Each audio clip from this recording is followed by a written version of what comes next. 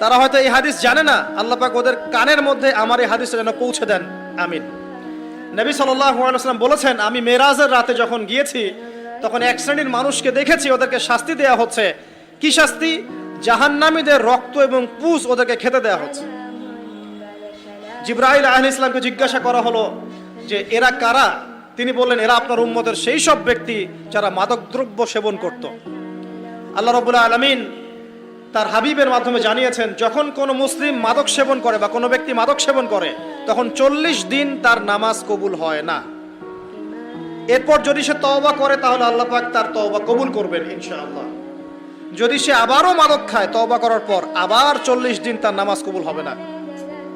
যদি সে আবার তওবা করে আল্লাহ পাক আবার তাকে মাফ করে দিবেন। যদি সে আবারও মাদক খায় আবার 40 দিন তার নামাজ কবুল হবে না। তারপর যদি আবার তওবা করে আবার আল্লাহ তাকে মাফ করে দিবেন।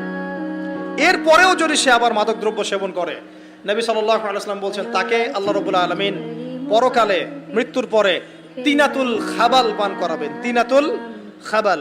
জিজ্ঞাসা করা হলো, ইয়া রাসূলুল্লাহ, তিনাতুল খাবাল কি জিনিস? নবী সাল্লাল্লাহু আলাইহি ওয়াসাল্লাম উত্তর দিচ্ছেন, এটা হচ্ছে জাহান্নামীদের রক্ত, মাংস, এগুলো পুড়ে পচে যে রসটা বের হবে, এটা হচ্ছে তিনাতুল খাবাল।